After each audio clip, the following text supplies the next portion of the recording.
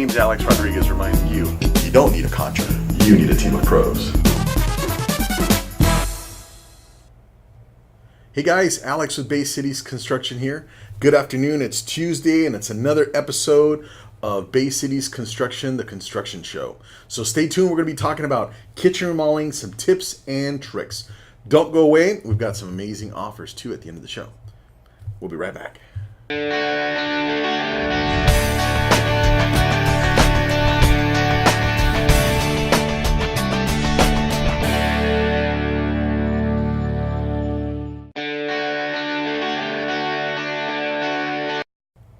Hey folks, Alex at Bay Cities Construction here. Thanks for joining us. It's Tuesday and we've got a really cool show for you. I've also got some giveaways for the first 5 people that share the stream. Hey guys, we're trying to get to 1,000 likes on Facebook and we need your help. So please share the stream. If you know anybody that is interested in construction or learning more or is interested in getting some work done, please share the stream with them.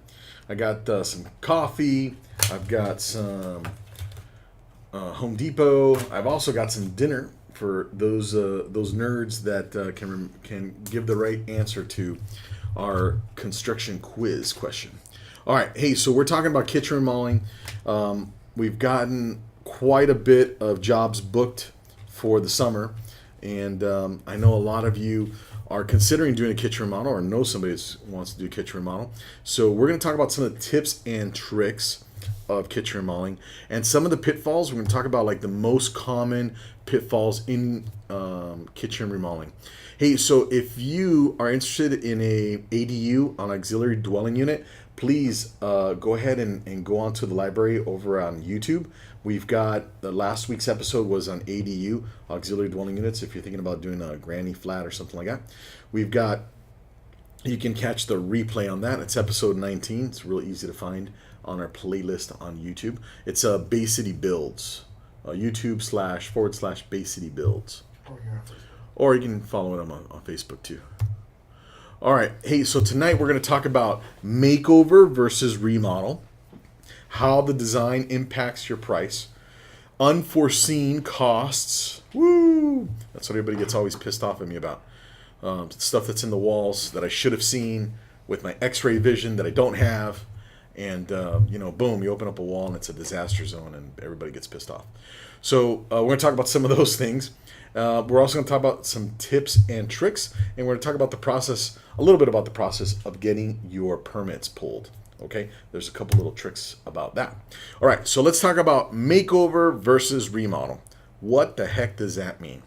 Okay, makeover means you're just dressing it up, you're cleaning it up, you're making it look nicer, look updated, but you're not really changing cabinets and knocking down walls and doing a ton of work. We just finished a job in Torrance where we basically did a kitchen makeover. We kept all of the cabinets, we painted the cabinets real nice, we put in new countertops, new backsplash. We'll be sharing that with you over the next few weeks. We're gonna kind of do a duplicate of this show, but we're gonna have like an actual case study. We're gonna do a case study of what a kitchen makeover looks like. So you get new plumbing fixtures, new sinks, and it's an aesthetic upgrade, right? Like you're not doing major changes. And then in a remodel, it could be like a strip down remodel where you strip everything down to the studs and start over. It could be where you leave the walls, where you put in new cabinets and backsplash and stuff like that, and a new sink, obviously, and even change the footprint. The remodel is definitely a lot more money than a makeover. So let's give you we got a good example here of a typical makeover. You can save a lot of money if you save the cabinets. Okay, the painting that we do, though, however, it's not in this picture. This picture is basically a hand roll painter. This is something like you'd find in maybe like an apartment building and stuff where they're just cleaning it up. We have the cabinets professionally painted, especially if they're oak cabinets. They're in good shape. By the way, if you got some oak cabinets that you hate but would like to know if they can be made over, send me the pictures. You can email it to alex@baycitiesconstruction.com. or you can also send it to Brian at BayCitiesConstruction.com, and who knows, we may use your pictures in a case study. All right, so basically you're priming the cabinets, ripping out the backsplash, ripping out the countertops, and you're applying a new coat of paint on the cabinets. All right, that's your makeover. Then you've got this little scenario here, this is a total remodel. It's a job we did over at the beginning of the year. We finished at the beginning of the year in Gardena. Brand new cabinets, custom countertops. The whole thing was gutted. We removed the wall. This is what it looked like before. This wall here were I don't know, what do you call that? China cabinet. It's a China cabinet. There's no China in there. There's no Chinaman in there, but it's a China cabinet. So you know, I don't even know what the hell they did with that. I think got rid of it. It wasn't even in the room afterwards. So we got rid of this wall for sure, and we made this an open floor plan. So when you're doing a remodel, man, that's a totally different world. I think this remodel was about 110K once everything was all said and done. They needed architectural engineering because the wall came down. It was structural. You know, we had to upgrade some of the electrical. You can see there's lighting everywhere. There's flooring. We redid all of the floors. Oh, by the way, if you can guess if those floors are wood, laminate, or tile, I will buy you a cup of coffee at the Pete's Coffee just for you. Okay, so get that. Go ahead and post it down in the comment section. And if you get the right answer, we're going to send you out some free coffee, all right? Okay. This is what it looked like before. So notice the kitchen sink is where the stove is now. That's it. So that's total, reworking. You're fixing all of the things that you hate. One of the first questions that I'll ask you when we meet at our pre-design meeting is, what do you hate the most about this kitchen? What would you like to see in this space? Kitchen or bathroom, same question, because I want to fix the things that you dislike about the kitchen. So if you have a bad flow, if the stove is too small, like in this case, they put in a 1957 Chevy in there as a stove. It's got 2 ovens, 5-6 burners, a griddle. It's a beast. Okay, so they cook a lot. The family comes over on Sundays, and this is not, by the way, this is not in Manhattan Beach or Palos Verdes Peninsula. This is Gardena, okay? This is our Gardena house. And yeah, they spent a ton of money on this kitchen, but it was more than just a kitchen remodel. It was pretty much to remodel the whole front of the house. And there's a lot of infrastructure stuff, changes and stuff, new windows and all that good stuff. So, it's important that at least I think most people will know the things they dislike about the kitchen the most and the things that they would like to see. And then you tell us that, and we'll figure out, we'll configure things to solve your problems and address those issues. Okay. That's what she looked like before. Man, it's a big difference. Look at the drop down ceiling. Look at that yellow skankiness up there. And then that wallpaper, man. Yeah, that was wallpaper. That's disgusting. Okay. Look at her now. Beautifulness. All right. So, hey, this is a big difference. But let's talk about this for a second. If you wanted, let's say you didn't want to spend 120 G's. This is a rental. You wanted to clean it up, make it look nice.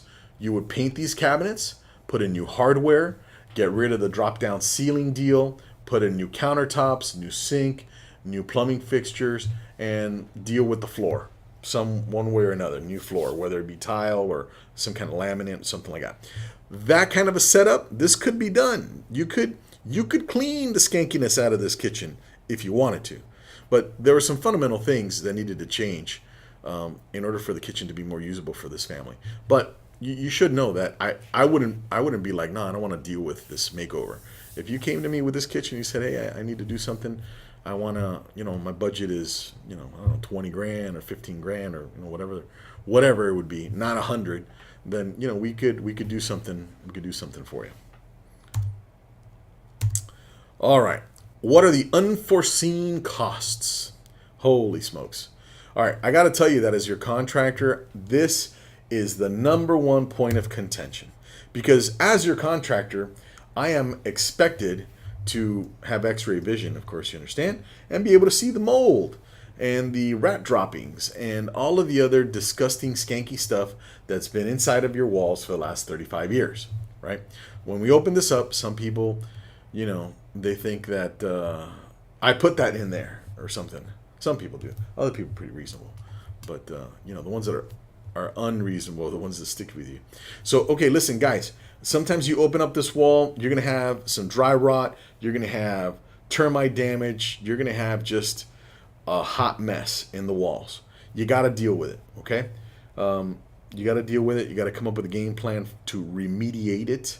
But 90% of the times when when we have some damage that's hidden in bathroom remodels in particular, it's something that like this. In the showers, it leaks and you get the skanky little mold. And I mean, sometimes like this is actually fungus right there. You see that? That right there, folks, it is decomposing before your eyes. All right. That's very typical in the shower areas. The kitchen, there's other stuff. I'm going to show you something. This is a picture that I took from a building over in South Redondo, and this is deferred maintenance. They allowed the waterproofing membrane to deteriorate, and if you were to open this up, I didn't do this job. We ended up not being involved in this job. HOA kind of complicated, they don't want to deal with it. But when you open up this stucco, I guarantee you it's going to be a disaster. You see all this like dark stuff kind of coming through the stucco? That's the mold growing from the inside out. That's the mold trying to find daylight. It's going to be a disaster zone once you open that up. Okay, it's kind of guaranteed.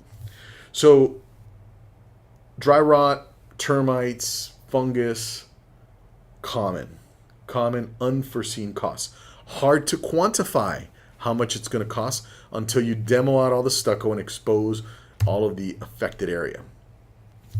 This right here, folks, is very typical what you see when you have a leak in the dishwasher hose. The dishwasher hose gets plugged into your garbage disposal, and sometimes it'll leak, and when people turn the garbage disposal on, it'll like spray.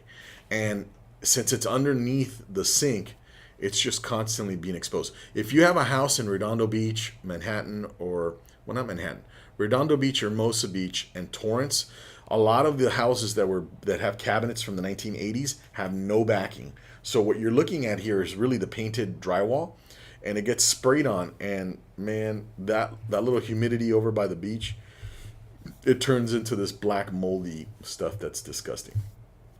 You got to beat all that stuff off, cut it off, and throw it away, and hopefully there isn't much damage on the wood behind there. Okay, in major remodels, this is a very common deal. This is the asbestos cement pipes for venting. So if you've got your furnace in the tall and skinnies, this is very common. You have the furnace down in the garage, and you got this kind of crazy little venting deal. That thing's got asbestos. For sure. You got to get it remediated. It's not a whole lot of money. It's under $1,000, but it's something you got to deal with. And oh my God, if you guys are in Torrance, I can't demo anything. Actually, probably about 3 cities down here in the South Bay. I cannot demo any major demo without getting an environmental report pulled. And we have a vendor for that. They'll come and take samples from different parts of your house and test for asbestos and lead. And it's actually a very good thing. Normally I complain and I bitch and moan a little bit about all the regulation that we have. But I do think that this is actually good for you, because if your contractor starts demoing out something that contains asbestos in a common area, during the demo, they end up spreading it around the house. And then it's a disaster, like, to come back and clean it. So it's way better to know that it's there. The thing gets sealed off. It gets demoed. The licensed asbestos remediation people make sure it gets disposed of correctly, and you're not contaminating other parts of your house. You may have had asbestos only in one of these pipes or some other component, maybe like you had it in the glue on the tile, like in the bathroom or something like that, if you're remodeling a bathroom, and then during demo you didn't know it was there. The demo guys start scraping stuff, and they start the particulates start moving around, and it's not good. So it's good to get your place inspected first by an environmental company and tested, and then make sure you're good, and then you can bang away and knock down all that old stuff and get her ready for new stuff. Okay, older houses. Man, electrical. You guys have these little houses that were built back in the 60s and the 50s and maybe even late 70s. Your electrical is not up to par. Maybe you don't have these fuses. See these right here, these are old school fuses. These are literally fuses. And the new stuff is breakers. So a new remodel, a big remodel, if you're doing a home edition, almost 90% of the time you're going to have your electrical upgraded because your panel is too small. Most houses down here in the South Bay should have a 200 amp box. If you have AC, forget it. You need 200 amps. I have seen some crazy stuff rigged up where the electrical, there's no way the box had enough capacity. Like for example, this here has I think it was 4 circuits. And that's nowhere near enough. An average kitchen has 11 circuits, okay? So to have 4 or 5 circuits for the whole house is really underpowered, right? So I've seen where somebody put an AC unit and the AC contractor ran a new line, did a little sub panel for the AC, put in 40 amps, and the box is 60 amps. So the whole system is totally overloaded, okay? So don't do that. Don't do that. I got to tell you that this is one of the biggest points of contention with a remodel, because you may have to rewire the whole house or upgrade the electrical substantially. And if you're in Torrance, they're going to want you to underground it, and it's like a fist fight you have to have with the city. But don't worry, that's, I do that for you. I go and argue, and they love me down there. Well, some people like me more than others, but it's my job to advocate on your behalf to make sure that that your interests are protected, right? So in the city of, like I said, in the city of Torrance, you have to apply for a waiver to not underground it and stuff.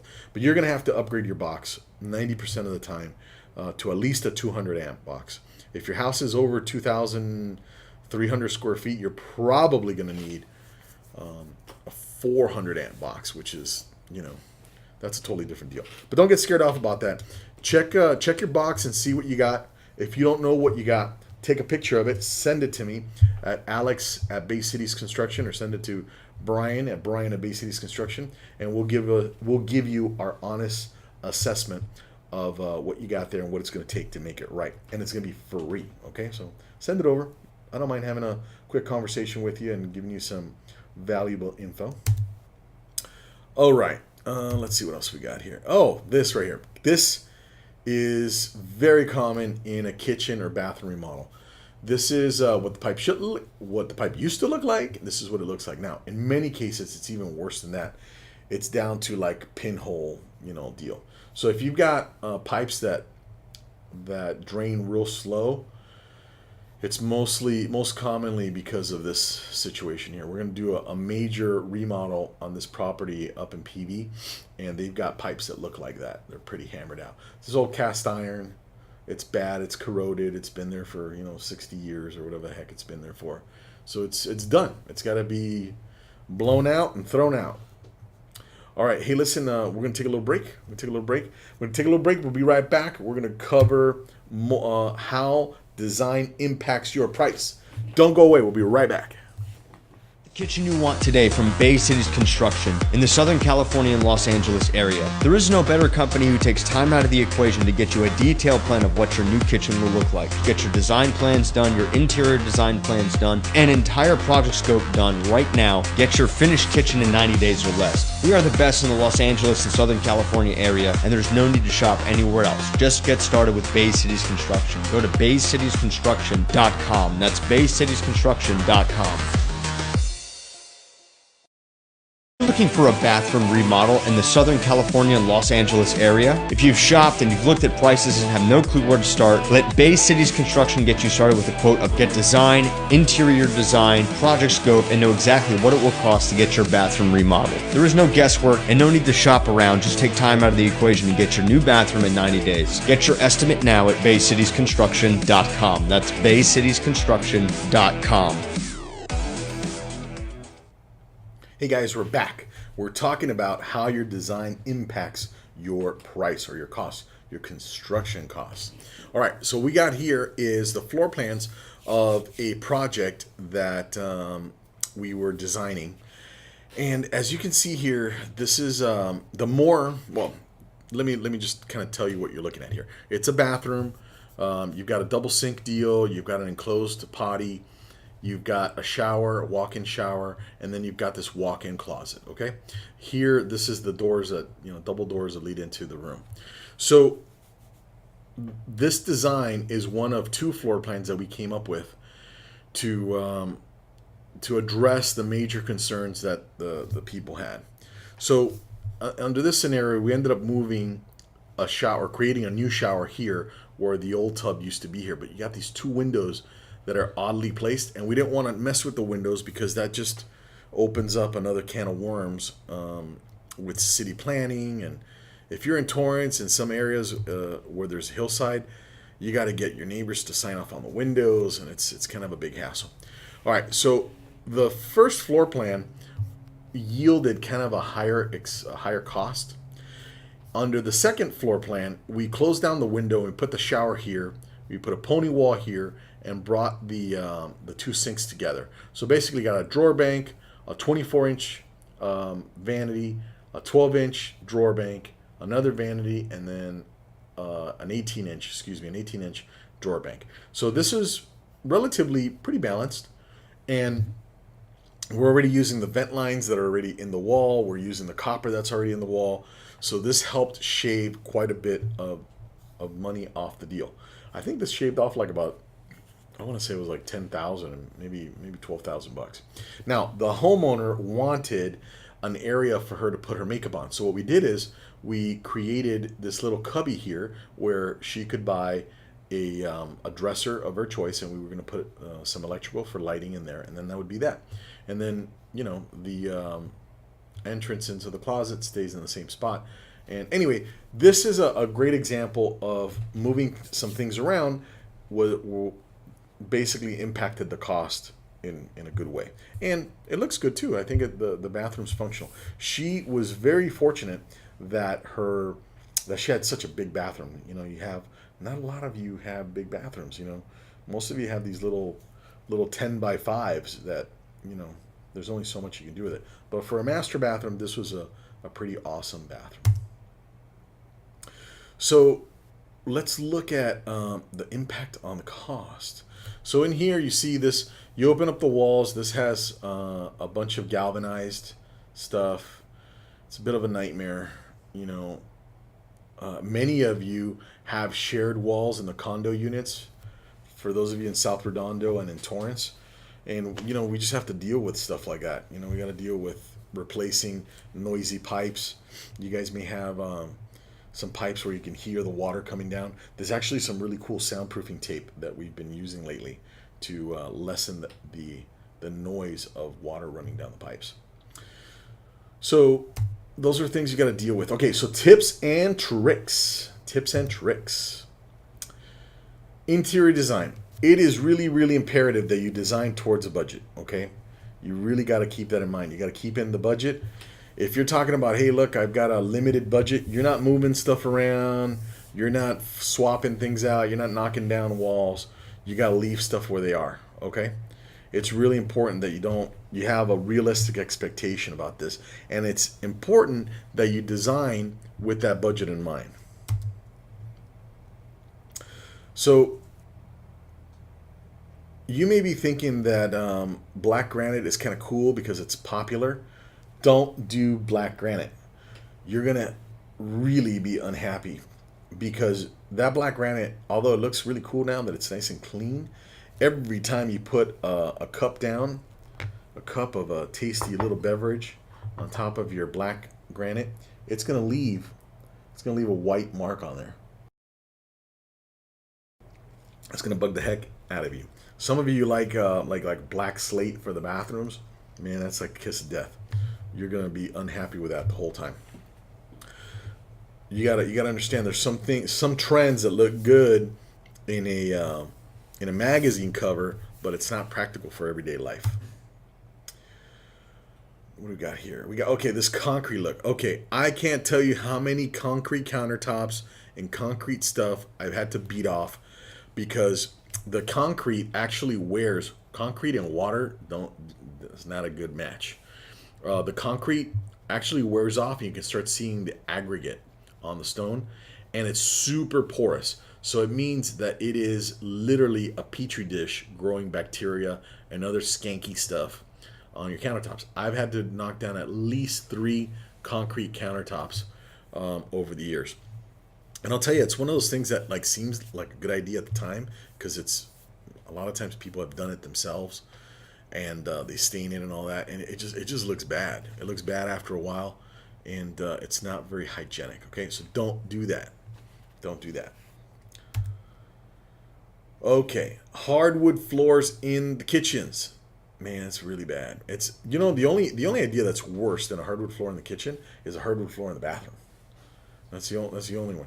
So look, you're gonna get leaks. You're gonna get leaks from your dishwasher. You're gonna get your kids going ape shit with the sink, splashing water everywhere, and you know, your dog's gonna go in there too and have a little accident. So, you know, just don't do that. It's not good. Avoid it. We have questions? Any questions on it? All right. Consider a tile. So here's your alternate, right? Like, I'm not just kind of giving you the bad news. I'm giving you a solution. If you like the wood look, consider a tile that looks like wood. Okay. Now, this is a picture of probably a version of an ugly tile in each color shade. But we carry some pretty nice tile that that looks like wood, and it's actually one of those trends that is a good impact on durability and wearability, and it's pretty cool. We're gonna get you a sample here. Yeah, that's a good one. That's a good one. So this is a good example of a pretty badass Italian. I should go back and forth between the two. Which one has a better angle? So it's got the texture of wood. It's got like the unevenness. It even has kind of like a wired deal. And believe me, if you guys want to see a review on tile that looks like wood, we're going to definitely be doing that in the next weeks to come. But this is a really awesome option for a kitchen remodel, even a bathroom remodel for sure. Okay, let me give you kind of a close-up there. How does that look? What do you guys think? You guys hate this? Like this? This is an Italian tile. Look how thick this is. Look, if you guys have dogs, and a lot of you do, you got a nervous puppy that likes to spray all over the place, or cats or stuff like that, this could be a good solution for you. Okay? So just kind of keep that in mind. Let's see what else we got here. Oh, smaller tiles. This is a tip. If you are doing a bathroom remodel on your shower floor, you better have a small tile. But if you're putting a small tile in a large area, like a backsplash, keep in mind that it's a lot more labor intensive, okay? It's going to take a lot longer. Now, these tiles come in little meshes and stuff like that, but there's some other tiles that are super small, and they're quite a bit of a nightmare to install. So keep that in mind. We will guide you through it, but for those of you that don't have a designer and are working on a kind of a DIY situation, keep that in mind that the smaller tile is going to be way more labor intensive. It's going to be more expensive for you to hire somebody and do that because of the size of the tile. So consider larger tiles for backsplashes, especially if you have a long countertop. You got like 8 or 9 feet of continuous countertop. Consider using a little bit bigger tile. This is a Subway tile. It's about probably like a 4 by 8, something like that. Real nice tile, and they even have longer ones, 4 by 16. It's a really cool option for your backsplash. So consider a larger tile for backsplash. Glass. I hate glass. Is that too negative? I hate glass. Some of you guys love glass. You force me to put glass in your place. I hate glass. Not because I have to clean it, because I don't have to clean it. Once we put it in, you're going to have to clean it. You may not be very happy about it. I'd have to deal with glass because glass tiles, some of them come with a manufacturer's defect. And what is that defect, you may say? Well, once they get installed, even though you put in a anti-fracture membrane, and the wall is stable and all that, they will develop a crack. Boom, they'll split. Just like your iPhone when you drop it, or your Samsung when you drop it and it just cracks, so does the glass. But it doesn't need to be hit in order for it to crack. Part of the manufacturer's defect in the tempering of the glass, it's just not stable. So sometimes they crack. I've had, probably this year, the last kitchen that we did that did glass, probably had about 4 tiles, and we had to get them replaced. We cut them out and replaced them, and it was fine. But it's one of those things that it's like, I don't want you to experience your tile cracking. So we try and avoid that at all costs. And glass can be a nightmare. Now, we did install glass about 8 years ago because we were working for a designer, and the designer wanted this glass and he put it in the shower. The water vapor got behind the tile. You could see little water bubbles behind the tile. It was a catastrophic nightmare. Do not put glass in your shower. I will refuse to put glass in your shower. I'm only going to put glass tile on countertops because I have to save you from you. So no glass in the showers, okay? No glass on the shower walls, no glass on the floor. That's bad. And think about it. The shower is one of the spaces that fluctuates the most in temperature, right? It can be really cold in the wintertime. You get in there, you turn on the hot water, the place gets hot as heck, and then you start cracking tiles like crazy, okay? So it's bad. So, don't do it. That's my little tip and trick to avoid your own glass nightmare, glass tile nightmare. All right. Many of you want to know, hey, what the heck does a kitchen remodel cost, or how much does a kitchen remodel cost? And we've written some articles on that you can find on BayCitiesConstruction.com. But if you want to just see kind of like what the trends are for a kitchen remodel, $30,000 to $45,000 is kind of like the base price, and that's using prefabricated cabinets and using some kind of lower cost materials to get that budget low. I know some of you guys may be thinking, dude, that's crazy. That's crazy. I can remodel my kitchen for 15 grand. Yes, you can if you do it all yourself. But if you're going to hire somebody to do it, you're going to probably spend between 30 and 45. A mid price point kitchen, not a very large kitchen, but a mid price point kitchen is probably going to be about 50 to 70. And then something that's tip top, even though it may not be big, but you're going to have custom cabinets and some nice stone, maybe an island, maybe move a wall, that kind of thing. You're looking at 80, very likely to be at about 100 grand if you're moving walls. If you're moving walls, you're going to be like 105, 110, something like that. Mostly going to determine that price is going to be directly based on like what reframing has to be done. When you move walls, keep in mind, there's all sorts of stuff in those walls that has to be relocated, okay? You don't know yet until you peel back the wall. You can do a little demo and discovery agreement and open up the wall so you can see what plumbing is in there, and at least you can take that into account up front. But removing walls is expensive, okay?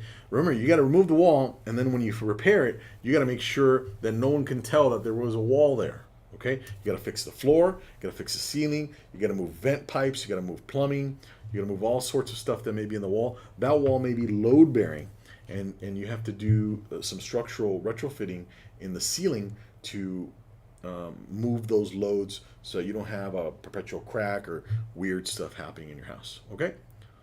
What do we got? We have a question from one of the viewers. In the section where we're talking about unforeseen costs, Yep. And the electrical panels, somebody's asking, how much does a typical electrical panel upgrade cost?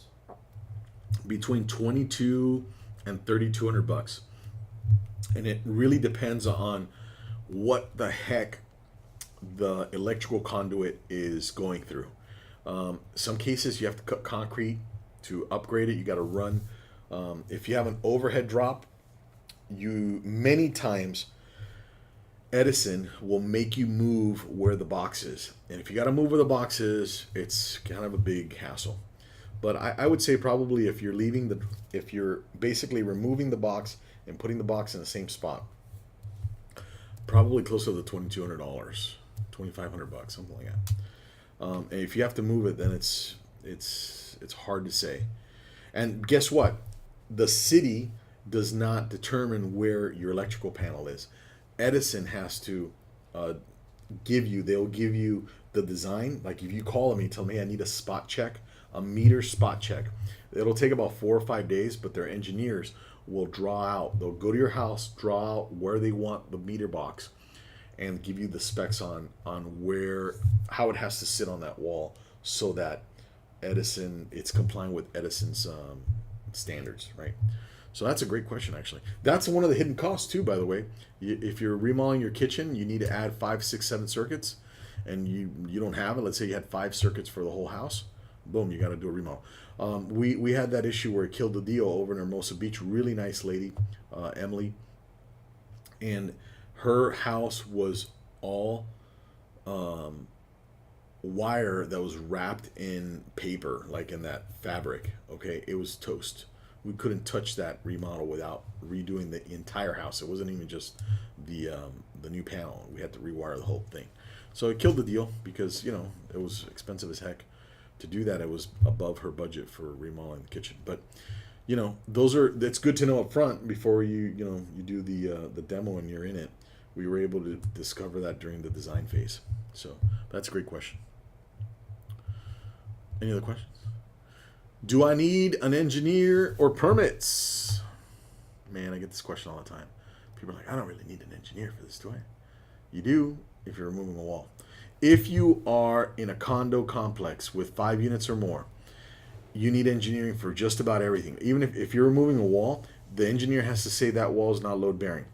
We will not touch a wall in a condo complex without engineering done on it, because your HOA, if you've got a difficult HOA president, they will come after me for work done. You have to have it. Any structural stuff affects not only the building, not only the unit that is hiring us to do the job, but the entire building. So you got to make sure that it's all good. So if you're adding square footage, if you're changing the structure, you need an engineer. Yes and yes. Does it increase the price? Yes. But it's one of those things that it's money well spent, because you are 100% certain that the changes, the structural changes, are not gonna give you any problems later. Do you need building permits? Yes. If you're doing addition, for sure. If you're remodeling the house, remodeling the kitchen or bathroom, for sure you're gonna need them. And it's good for you. It's peace of mind. If you're in Redondo Beach, the average building permit is probably about $450. It's more expensive in Manhattan Beach, but Hermosa, Redondo, and Torrance are about the same price. I think that they're maybe up to $500 now, $450, $500 for kitchen remodel. How to get started?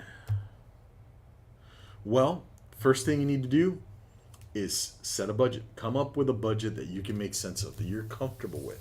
Okay? Then leave yourself about 10 or 15% additional money or adjust your budget so you have 10 or 15% additional money in case you change your mind, want to add stuff, you got to deal with stuff. Okay? Then you're going to find yourself a contractor that you can work with. I got to tell you, it's more important that you find somebody that you can deal with, that you can trust, that you feel comfortable with, that you can communicate with, than to talk about who's going to give you the best price or the cheapest price. Okay, you may hire somebody that's a lot cheaper, and it may be a nightmare for you to work with them for the next few months. So keep that in mind. Look, that's how I do it. When not only when I hire my vendors, but when I consider you as our customer, I want to know, are we going to be able to get along? Are you going to be difficult? Are you going to be a nightmare? You should be thinking about that about me. Am I going to be able to deal with this guy? Does he have the right team? Does he align with, my vision for the space? That stuff is way more expensive, way more important than the money part. The money part, don't get me wrong, it is important for sure, but it shouldn't be the basis for making the decision. You should be hiring somebody that you feel comfortable with, communicates good to you, with you, and has a game plan for getting the job built out, right? That's number one, because you're going to be dealing with them for 8, sometimes 12 weeks. Some of the projects we're on, we're like at 9 months. So, we got to be a good match, because otherwise it's going to be miserable for both of us. And I want you to have a good time. I want you to feel like you're getting your money's worth, and you're busy being listened to, and your vision is being executed. So this is the time where we answer questions. So shoot. Yeah, we have some questions. The first question is, how do I make my kitchen look larger? You can make your kitchen look larger by knocking down walls. It's not good for your budget, but it's good for making the kitchen look larger. By making it larger, it looks larger. Another thing is there's some spots on the walls where you can avoid putting cabinets. You maybe put some free-floating shelves. That you can see that in a lot of our kitchens. We use the free-floating. We use that technique oftentimes to create the illusion of volume, especially in a kitchen that's tight. But most of the time, if your kitchen's small and you want to improve the footprint of it or the flow, you gotta knock down some walls, get some space in between the island or the peninsula and the rest of the kitchen. Another question is, I think it's from somebody in Redondo Beach. They ask, I live in Redondo Beach and my kitchen is tiny. What are some ideas to make better use of my small kitchen space? So you want to use, you're going to spend a little bit of money on this, but you want to use some custom cabinets. You want to use some custom storage solution, pull-outs. You want to figure out if you can get a pantry somewhere with full extension pull-outs. If you want to get the most function out of a small kitchen, custom cabinets are the way to go, because you can literally spread out the things that you use the most and figure out what the best storage solution is going to be for those things. Okay, so pull out trash, obviously it's really easy, but the full extension drawers, the way that whatever hardware you use for the corner cabinets, those like dead corners, you got to use those dead corners. You got to put in some hardware. Le Mans makes a really nice piece. IKEA makes really nice hardware for those hard to reach places. They're very impressive. The cabinets are but the hardware that they use is pretty cool. So you can get some inspiration pictures on if you go to the IKEA thing. I don't recommend putting IKEA cabinets. But I don't know. Maybe that's your budget. IKEA cabinets. Another question is, how long does a kitchen remodel usually take to complete? Oh, it's probably going to be 3 months. It's going to suck. It's going to suck because you're going to have people in there for 3 months. You're not going to be able to cook.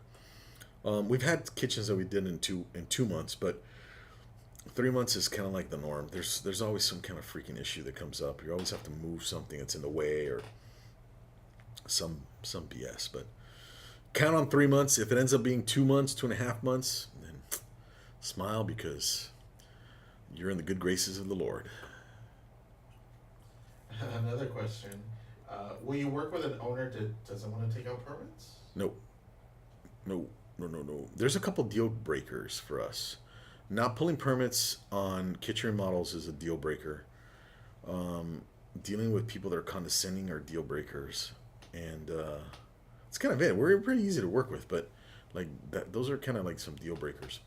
And it's good because if we're not a match, man, it's good for the both of us to not work together, because it's not going to be a positive deal. Another question is, hey, I have a small kitchen. Do you only work on large kitchens like the ones you showed? Nope. We work on all kinds of kitchen. What's important is that we're a good match for each other. We're aligned. We are, we can get along. We can communicate well. Those things are super important. They're way more important than the budget for me. I've done all kinds of kitchen. I've done $20,000 kitchens. I've done a kitchen where we did a makeover. It was like $7,000 or $8,000. I don't care. It doesn't that isn't so much a problem. The more important part is that we can get along well and we can both have a good experience. I love doing what we do. Like when we do these kitchens that we do, they're handmade. I'm gonna post some pictures of some of the stuff we've done this year, and it's pretty amazing. Like every everybody's taste is different. So my job is to make your vision for the space real. That's a handmade process. We literally are inventing what you have in your head and making it happen on the canvas, which is your kitchen's footprint, right? So we've come across some really cool kitchens this year, and that is a one of the when the kitchen comes out, when we encapsulate the owner's vision 100% and you're stoked as the owner, like that's what we strive for, right? Like that's a success, a win for us. And it's not an easy thing to do, because you think in your head, not you think, but in your head you have a vision for the space. I got to extract that and make it actually happen, and then source materials and stuff to make it actually occur. So that involves us having a lot of interaction, a lot of activity, and I think that we should each enjoy each other's company to do that. So that part, the human part, is equally as important as the job part, you know. So I don't know if other contractors feel that way, but we do. Another question is it cheaper to hire an interior designer than a contractor, or will the typical contractor help me with design? I would say 90% of the time you're probably going to have to hire an outside designer. There's definitely a few contractors that have an in-house designer, like we do. We have an in-house designer. His name's Caesar, really nice guy. In fact, we're going to do a show with him when he comes back from vacation. But most of the time, contractors just want to go ahead and do the work and get out. And I don't blame them. The design part is like very time consuming, very tedious, and adds a lot of time to the whole equation. But you know, we used to work without having a designer, and I just couldn't get people to, you know, be ready to do construction. They needed a certain amount of guidance, and I hate like kind of seeing people kind of suffer through that process, or picking materials that are inappropriate or that are out of stock or that are going to be a nightmare. Like, so we want to be able to help them out and make sure they pick out the right stuff, and make sure that we encapsulate their vision for the space, keep them out of trouble, that kind of stuff. So if you hire a designer on your own, you're probably going to pay a premium, and it's probably worth the money. Some people don't have that kind of money. I mean, I think many designers would charge somewhere between $10,000 and $20,000 for a large kitchen to do the design and all that. Could be less than that. I think we've done a blog article on some of the top kitchen designers in the South Bay.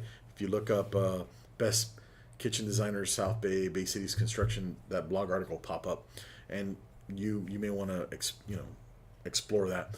If you work with us, we charge a very, very reasonable fee. It's a loss to us, but we want to make sure that we can see what your vision is and be able to put a price tag to that, and then be able to put a schedule to that, and then be able to execute on that deal.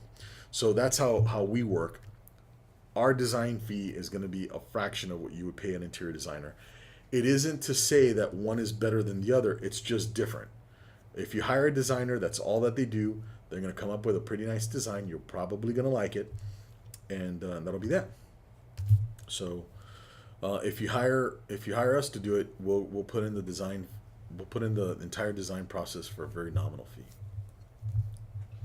When it comes to remodeling their home, money is always on the mind of homeowners. For so sure. Somebody asks, I want to save some money and purchase the materials myself. Will you work with me? Maybe. The answer is maybe. I don't like to do that. I'm going to tell you why. I got to deal with all the grief and pain and suffering if you pick the wrong stuff. If the stuff you pick ends up having a warranty claim issue, I got to deal with that. So to be honest with you, I want to make the markup on it. That's one reason. The second reason is all of the stuff that I bring you is already pre-screened, if you want to use that word. Meaning that my vendors, I know they're reliable, I know they'll be able to deliver it, and I know it's going to be the quality that you need so that there aren't any issues. Okay? With that said, if there is an issue, I'm 100% liable. You want your contractor. This is an ideal nightmare scenario for you, the homeowner. if you were to hire somebody to do the tile and somebody to do the cabinets, somebody to do the flooring, and somebody to do the painting, and you take on my job as the general, right? That's what a general does, manages all those people, finds the people, manages the people. If you take on that responsibility, when things go wrong, the vendors start blaming each other, okay? When you hire me, if there's something that goes wrong, you just blame me, and I'll take 100% responsibility for it. It's my job to make sure that the vendors and the suppliers all provide you with appropriate service and appropriate products, right? So you have to make a decision if you're going to play the contractor, and you may or may not have experience to do that. The labor market right now for construction is very thin. Okay, I've had to replace my painter, and I'm having a tough time finding somebody that is up to par with our expectations. So you as the homeowner, you have no relationships with tile people and cabinet people and all that. All of those people will work on their own, independently in little silos, and it's gonna be like herding cats. Okay, you could try it. Hey, it's a free country. Try it if you think that's the right thing. You're gonna miss a lot of days of work. You have a lot of frustration. You're probably not gonna save any money because there's gonna be a lot of stuff you're gonna have to redo, and it's gonna be very aggravating. Now, you could have the same kind of aggravation if you hire the wrong general contractor. Okay, it's happened. I come across those kind of complaints all the time. But if you hire the right person that's got good relationships and good vendors, you won't have those kinds of problems, and then you'll have one person to hold accountable. So with that said, I don't like for my customers to buy the materials. Most of the time, it's because they buy stuff that is inappropriate. There's issues with it, and it's then I got to deal with it. Look, I'll give you an example. About a month ago, one of my customers wanted to buy the countertops on their own. They bought the countertops. They were about $5,000 less than my countertops. It was very, very high-end buy. They delivered the slabs. All of the slabs had systemic cleavage cracks. Cleavage cracks are the way a stone cracks along its natural binding points. Okay. One of the stones we had to refuse, and the others were a nightmare. It took 20% more time to fabricate the stones out of that. I would have never used that. Now, with that said, you can't tell that those stones had those problems with it. But for me, it was a nightmare. It was a logistical nightmare. It was a fabrication nightmare. And at the end, yeah, we didn't mark that up. I made the money on the labor. That's true. But I had to deal with a bunch of other stuff that I normally wouldn't have to deal with. And during the fabrication phase, I was really worried that the material wouldn't hold together well when it's being cut. Material that's unstable is cheaper. Tile that isn't square is cheaper. It doesn't mean that it belongs in your house. It doesn't mean that it's a good deal. It's just cheaper. Okay? So you're not the expert in that. So you as the homeowner, typically speaking, aren't I hate to sound this, but you're not qualified to make that buy. You're not qualified to make $15,000, $20,000 worth of purchases unprotected without somebody looking at the material and understanding what it is that you're buying on a on a quality basis. You could be sold all kinds of stuff. Anyway, this is just an example. Everything turned out cool. The countertops got built. They look great. The backsplash looked great. It's all good. But it was unnecessary stress in the deal, okay, for me, and it was a bit of a risk. And the homeowner knows that if they have any problems with the stone, discoloring, crazy stuff happening, that's on them. We did our part. We fabricated. It looks nice. We installed it. Looks nice. It's on our end, we did the best that we could with the material. But it's just I don't like to do it. It's just a kind of a long-winded response. I don't like to do it for those good reasons. A couple more questions. What about design trends? I've seen black grout on tiles. Do you recommend this? It's bad idea. Bad. Black shows everything, okay? Black shows water spots. Black shows water rings. It shows everything. So it's not good if you can avoid it. There's colors that hide stuff, like medium to light grays, even browns, medium to light browns hide a lot of stuff. You gotta take into account that you want the space to look good many years after you're done. I've had bathrooms that I did 7 years ago, and holy smokes, they look great. They look like the week after we installed it. The homeowner kept them real nice and clean and did all the maintenance stuff on it. But it's really cool when you pick the right stuff in the right shades, the right material for the space, and then you come back 5, 6, 7 years later and it looks tip top. And we've had many clients that will do the bathroom and then they'll call us 4 or 5 years later, we'll do the kitchen, or we'll do the kitchen first and we'll do the bathrooms, or we'll do the whole house remodel, whatever. But when you do right by the customer and you help them pick the right stuff, it's a cool deal. It's a cool deal. One last question, and looks like it's about saving money as well. And they ask him, can I take care of demo myself? That's probably one of the worst things you could do. I got a couple quick stories for you about how bad of an idea demoing your stuff out is. First of all, demo costs, relatively speaking to the project, are very small. You run the risk, however, of mostly the biggest risk is injury to yourself. The demo is one of the most dangerous parts of the whole construction, okay? You probably don't have the tools. You don't have the safety equipment. You don't have jackhammers and hammer drills and all of this stuff. So the demo stuff is bad. Don't do it. Just don't do it.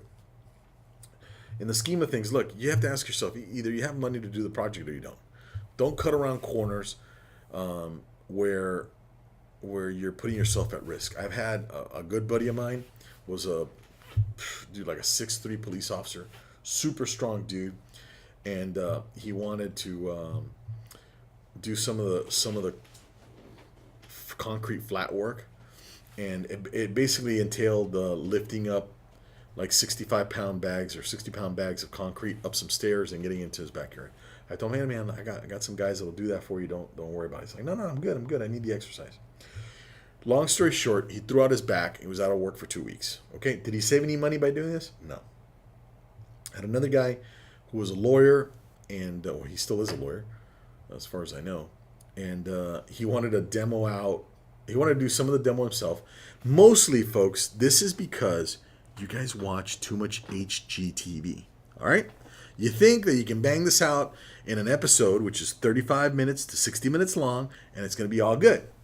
Well, Mr. Lawyer, very educated dude, smart dude, takes a hammer and a chisel, and you guys know the PB stone, that kind of white limestone that you see wrapped in fireplaces back in the 70s. It seemed like everybody did that.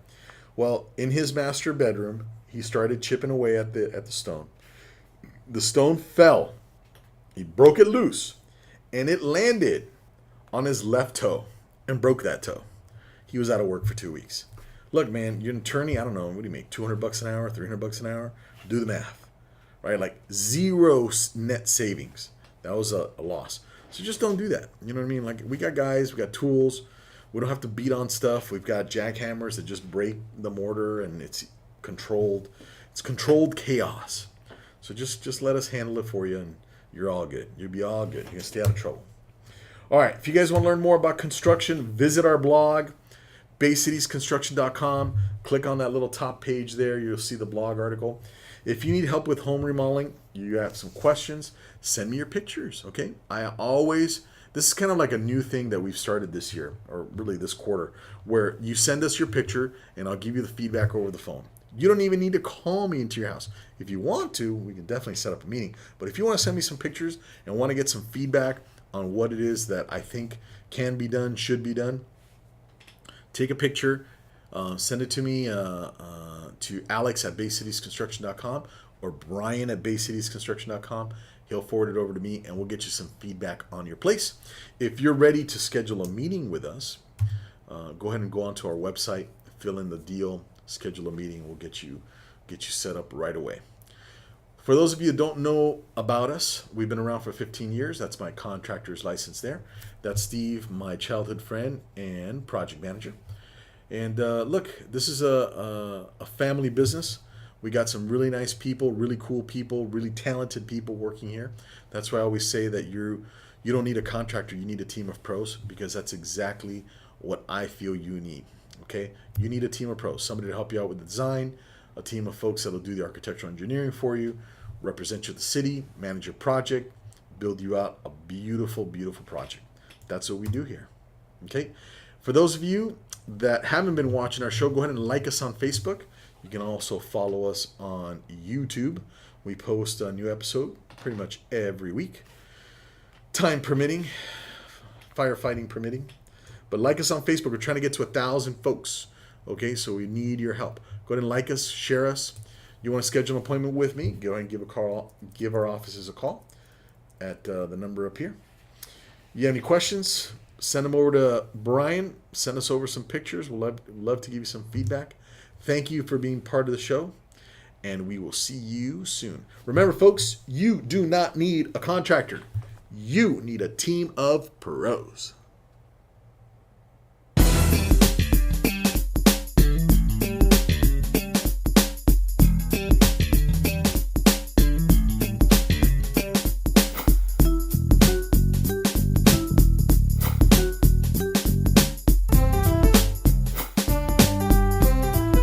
My name's Alex Rodriguez, reminding you, you don't need a contractor. You need a team of pros.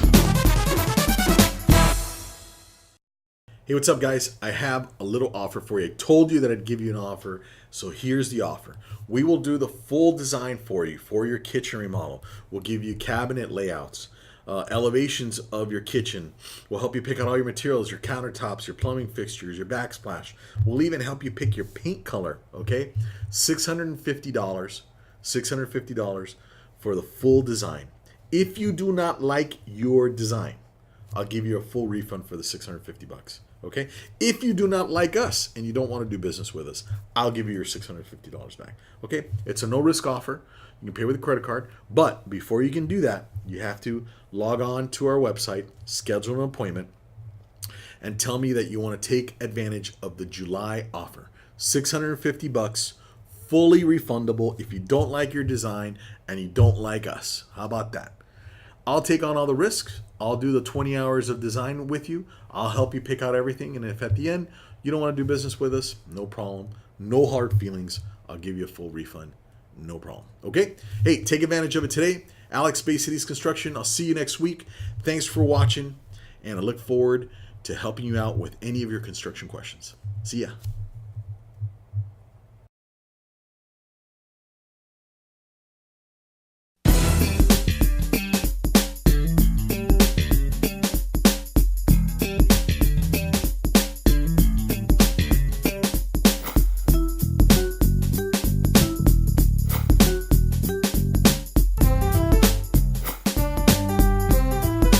My name's Alex Rodriguez, reminding you, you don't need a contractor. You need a team of pros.